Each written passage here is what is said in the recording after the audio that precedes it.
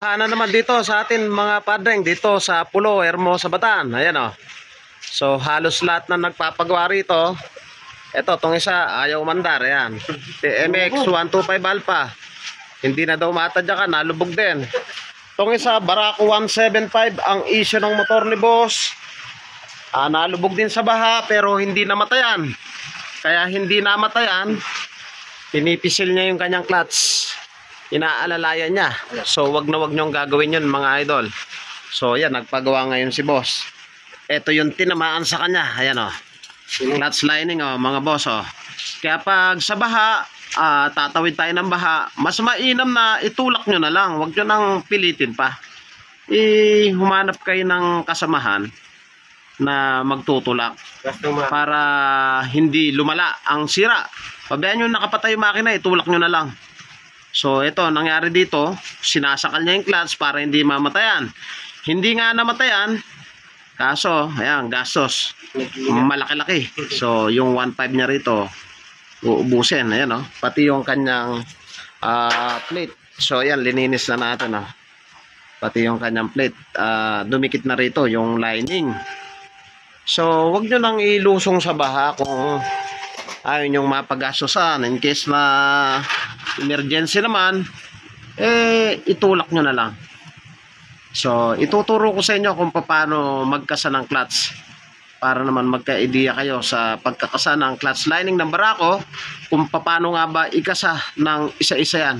So may mga discarding malupitan kasi dyan, hindi dapat kinakasa yan. Ang una dyan, yung clutch lining, ibababad na muna natin yan sa langis. So ipapakita ko sa inyo. So ito mga padreng, yung kanyang clutch lining. So ang diskarte dito mga padreng, ibababad natin sa langis yan. So kasi ito yung tuyo yan eh. Ang nag-ooperate sa ating clutch lining, yung langis mismo. Kaya kung yung langis mo ay madumi, ang nangyayari dito sa lining natin, kala mo liha. So kinikis-kis dito.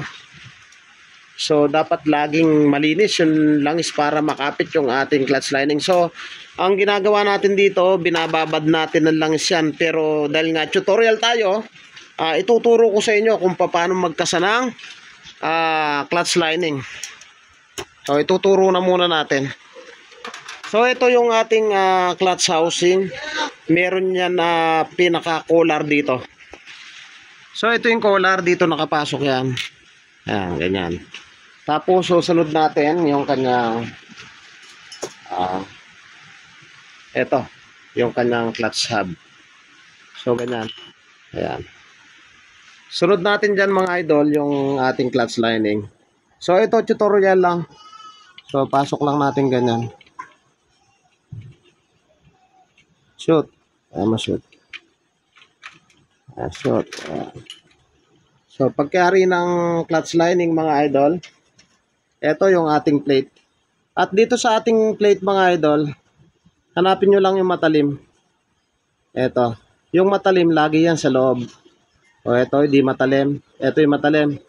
Itong part na to. So pag ganyan, salitan lang yan. Yan. Pasok natin. Isang kamay eh. Ayan. Tapos clutch lining.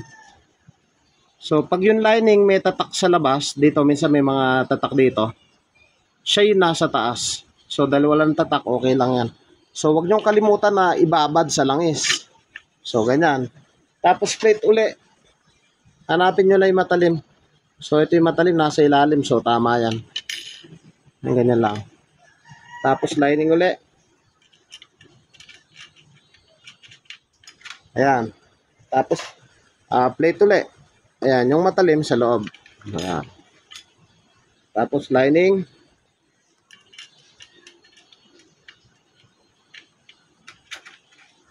Tapos plate.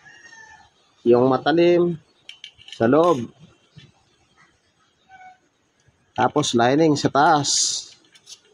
Okay. Tapos sunod natin to.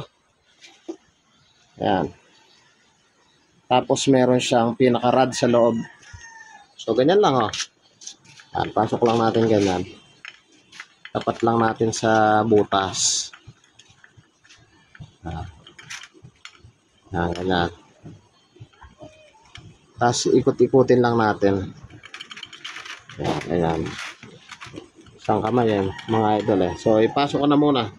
So, madali lang naman ipasok yan. So, wala tayong tagahawak ng cellphone eh. So, pasok ko muna. So, yung mga padring, pinasok lang natin. Madali lang naman ipasok yan. Kahit bata, kaya ipasok yan. Tapos, may spring yan, 4. So, ito, yung kanyang spring, Ganyan lang. Tapos, yung tornilyo.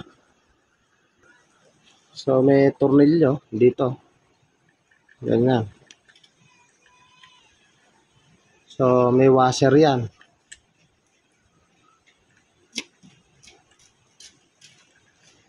Tapos, higpitan nyo lang.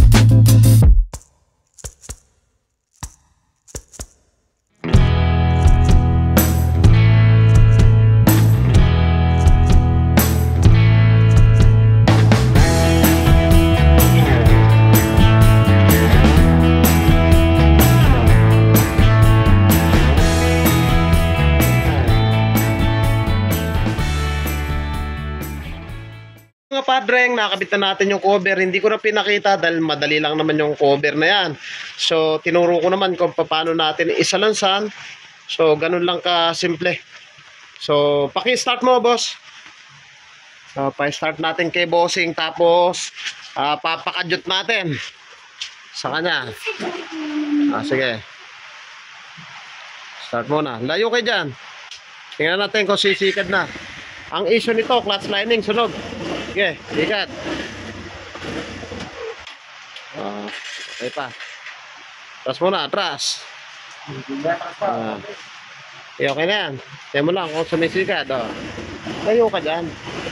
Sige. Sikat lang, sikat. Ay, wag mo munang bitaw yung clutch. Sige. Alalay lang sa clutch. Oy, lakas. Okay na. Sige, okay na. Okay na yan.